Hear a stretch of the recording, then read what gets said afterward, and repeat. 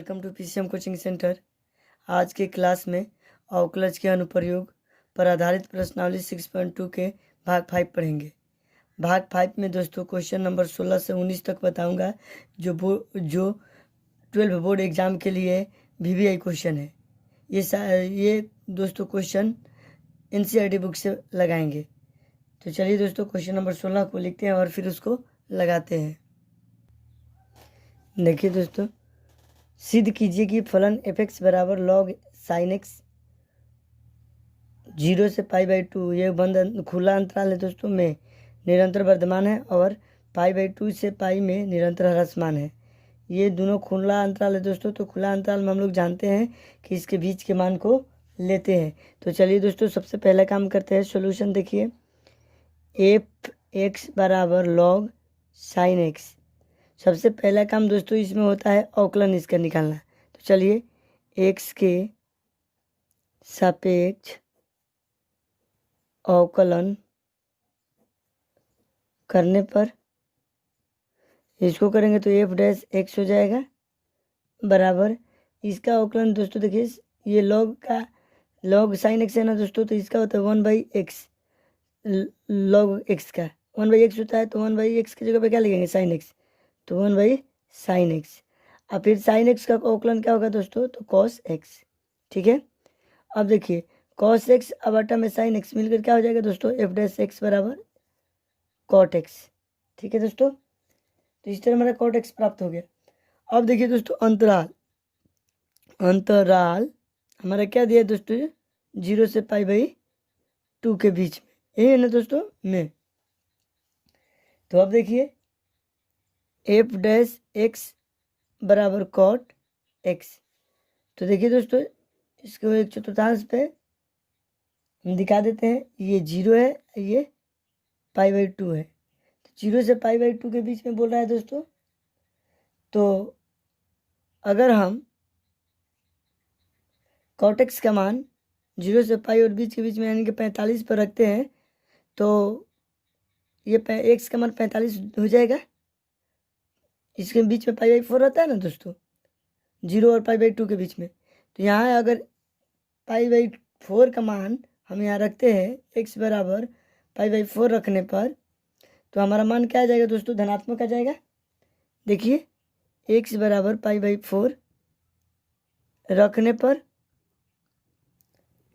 cot π/4 और cot π/4 का मान क्या था 1।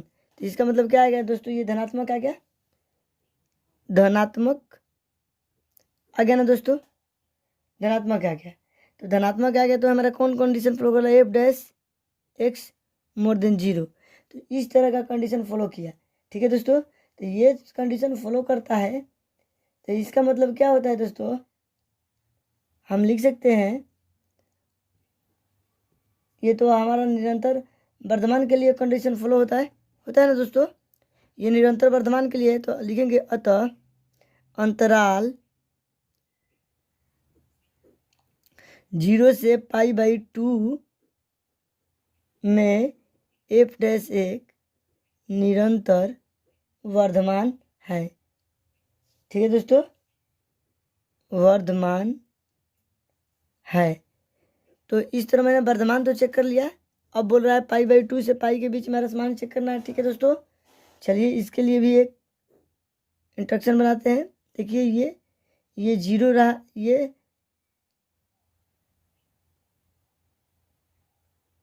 π/2 से दोस्तों ये 0, ये π/2 यहाँ ये π हुआ है। π/2 से π के बीच में देखना है, तो इसके बीच में अब देखिए दोस्तों इसके बीच में देखिए दोस्तों इसके लिए अब लिख देते हैं अंतराल π/2 से π के में।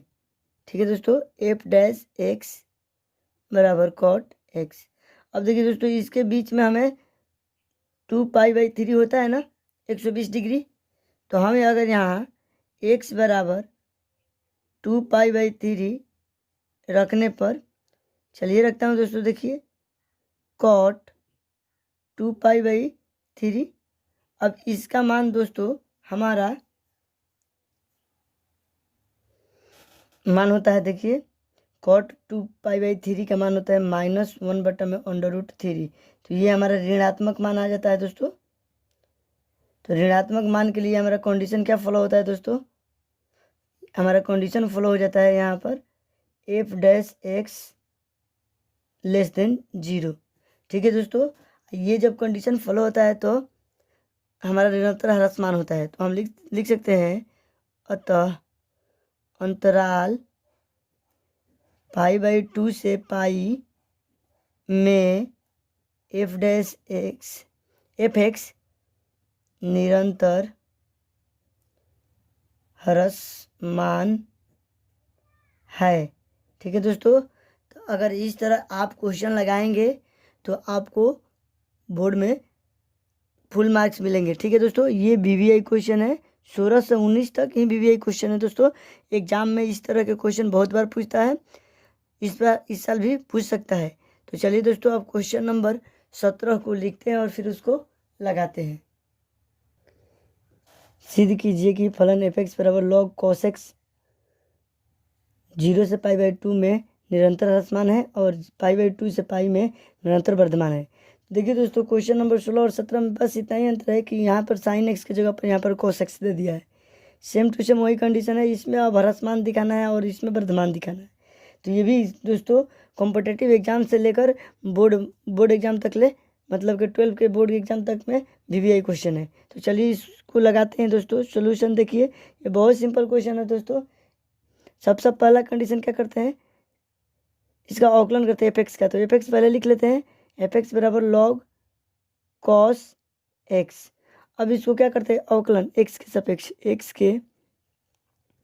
सापेक्ष अवकलन करने पर, ठीक है दोस्तों, तो f'(x) = log x का क्या होता है भाई दोस्तों,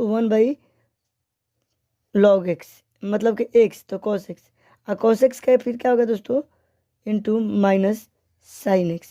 अब देखिए दोस्तों, f'(x) बराबर ये sin थीटा बटा में cos थीटा क्या होता है, -tan थीटा, यानी ये tan x। ठीक है दोस्तों, इस तरह तो हमारा tan x आ गया। अब इसके बाद से क्या करते हैं दोस्तों, अब हम अंतराल लेते हैं। पहला ये अंतराल है तो हम लेंगे अंतराल 0 से π/2 में f'(x) बराबर -tan x। अब देखिए दोस्तों, यहाँ पर देखिए, यहाँ पर कहीं 0 है, यहाँ π/2 है, तो इसके बीच में ये तो खुला अंतराल है ना दोस्तों। और ये खुला अंतराल है, खुला अंतराल में हम ये दोनों मान नहीं ले सकते हैं दोस्तों, इसके बीच के मान को लेते हैं। तो इसके बीच में क्या आएगा दोस्तों, π/4 आएगा ना। तो हम यहाँ पर x बराबर अगर π/4 रखते हैं तो क्या होता है दोस्तों, -tan π/4। अब देखिए दोस्तों, माइनस, ये तो माइनस हो गया, और tan π/4 का मान क्या होता है, 1 होता है। तो ये प्लस मान हो गया और ये माइनस, तो ये प्लस माइनस क्या होगा, मिलकर होगा माइनस, यानी कि -1। तो ये हमारे ऋणात्मक मान दे रहा है दोस्तों, दे रहा है ना ऋणात्मक, और ऋणात्मक देगा तो f'(x) क्या होता है दोस्तों, <0 यही ना होता है कंडीशन। तो इस कंडीशन में दोस्तों निरंतर हमारा ह्रासमान होता है ना, तो हम इसको लिखेंगे अतः अंतराल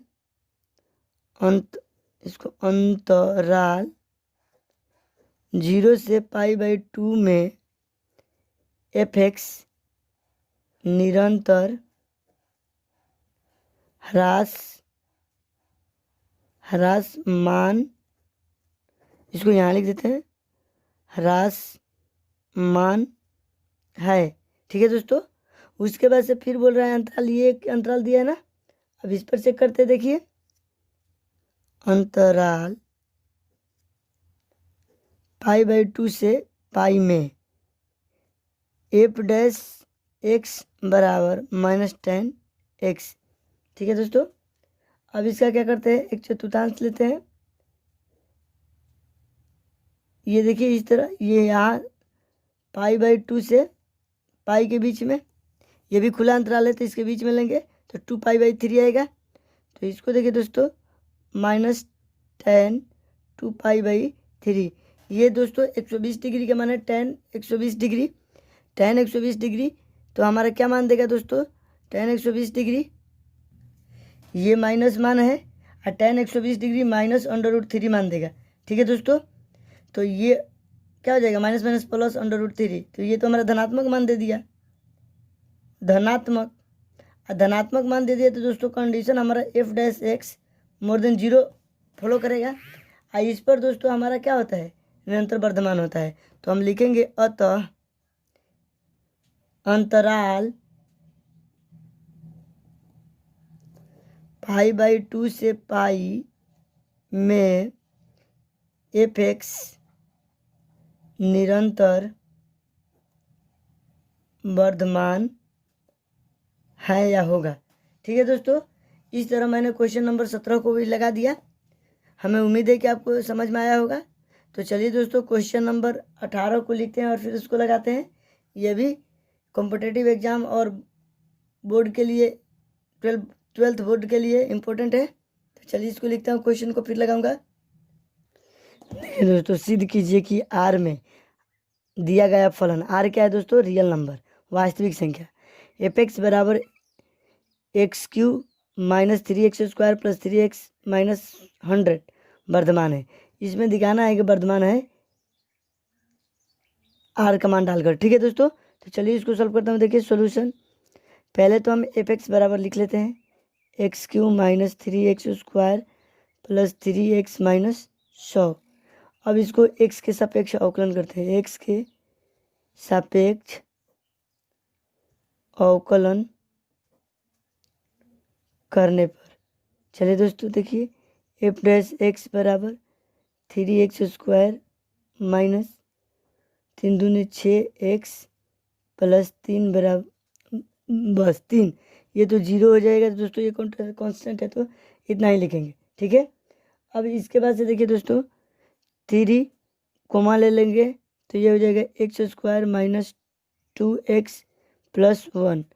अब देखिए दोस्तों 3 आइए a² - 2ab + b², a - b का होल स्क्वायर है दोस्तों, तो x - 1 का होल स्क्वायर कर दिया। ठीक है, चलिए अब देखिए दोस्तों हम यहाँ पर कोई भी रियल नंबर डालते हैं, इसमें कोई भी रियल नंबर, रियल मतलब को वास्तविक संख्या, आप वास्तविक संख्या भली भांति जानते हैं, परिमेय और अपरिमेय संख्या के समूह को क्या कहते हैं, वास्तविक संख्या।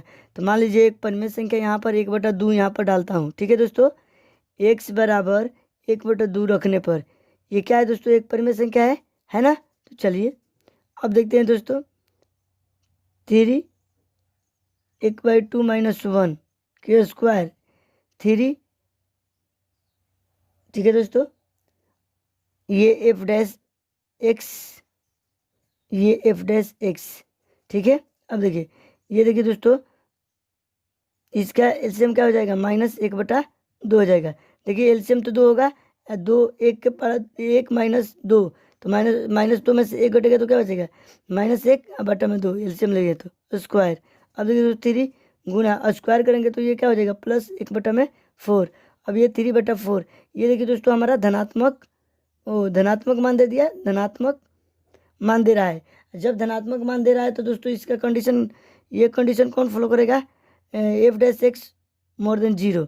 इस कंडीशन पे दोस्तों हमारा क्या होता है, फलन निरंतर वर्धमान होता है ना दोस्तों। तो हम लिखेंगे अतः आर में दिया गया फलन f(x) वर्धमान है। तो मैंने इसको प्रूव कर दिया दोस्तों। चलिए अब क्वेश्चन नंबर 19 को लिखते हैं, जो आज का इस प्रश्नावली 6.2 का अंतिम क्वेश्चन है। तो उसको लिखकर और सिद्ध करते हैं। देखिए दोस्तों, निम्नलिखित में से किस अंतराल में y बराबर x² e⁻⁻x वर्धमान है। ये 4 ऑप्शन दिया है दोस्तों, ये ऑब्जेक्टिव क्वेश्चन है और इसमें चेक करना है कि दोस्तों ये किस अंतराल में ये वर्धमान फलन होगा। तो चलिए दोस्तों इसको सॉल्व कर देता हूँ। देखिए सॉल्यूशन, पहले तो y बराबर हमारा x² e⁻⁻x दिया है।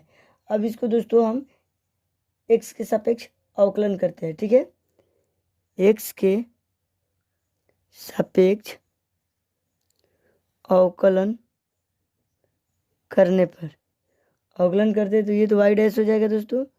इसका अवकलन देखिए दोस्तों, इसका अवकलन हो जाएगा, इसका अवकलन तो 2x हो जाएगा।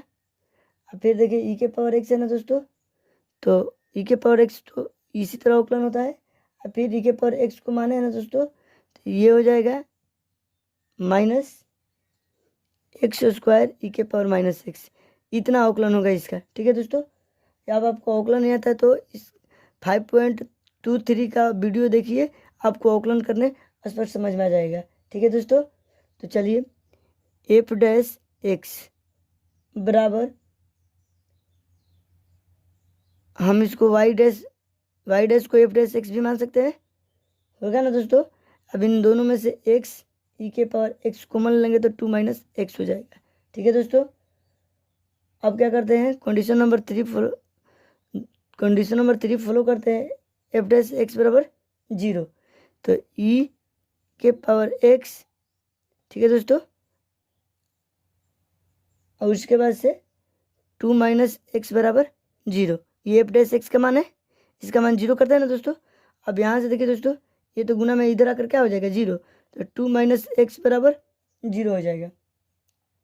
तो इससे दोस्तों हमारा x का 2 मान मिलेगा, एक तो मिल जाएगा x बराबर 0 और एक मिलेगा x बराबर 2। ठीक है दोस्तों, तो अब देखिए x बिलोंग 2 से 0 से 2, तो अब देखिए दोस्तों ये जो ऑप्शन होगा वही सही होगा, तो हमारा ऑप्शन नंबर डी है जो सही होगा, तो इसको लिखेंगे सही उत्तर ऑप्शन नंबर डी। इस तरह हमारा ये भी क्वेश्चन डील हो गया। तो देखिए दोस्तों, मैंने सारे प्रश्नों को लगा दिया प्रश्नावली 6.2 के, आप लोग इसको कॉपी में नोट कर ले या स्क्रीनशॉट ले ले। नहीं समझ में आ रहा है तो कमेंट करें। अगर मेरी वीडियो आपको पसंद आ रहा है दोस्तों, तो लाइक शेयर तथा सब्सक्राइब करें और अंत में बेल आइकन को प्रेस कर दें, ताकि जब भी मैं लेटेस्ट वीडियो बनाऊँ तो सबसे पहले आपको मिले। तो आज क्लास में इतना ही फ्रेंड्स, जय हिंद।